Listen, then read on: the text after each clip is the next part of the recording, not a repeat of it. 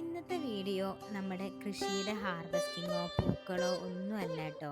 എൻ്റെ pregnancy start ചെയ്ത് vomiting ഒക്കെ കഴിഞ്ഞതിന് ശേഷം എനിക്ക് രാത്രിയായപ്പോൾ ഒരു പുട്ടും ബീഫ് കറിയും കഴിച്ചാലോ എന്നൊരാഗ്രഹം വന്നു.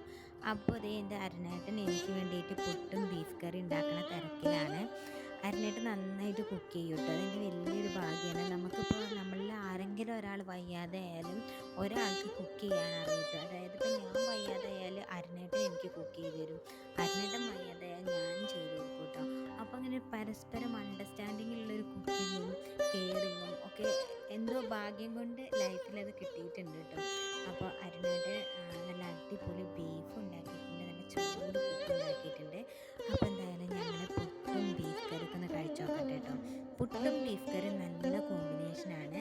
അപ്പോൾ അത് ട്രൈ ചെയ്യാത്തവരുണ്ടെങ്കിൽ ഒന്ന് ട്രൈ ചെയ്ത് നോക്കണം. അടിപൊളി കോമ്പിനേഷനാണ്. നല്ല ചൂട് പുട്ടും ചൂട്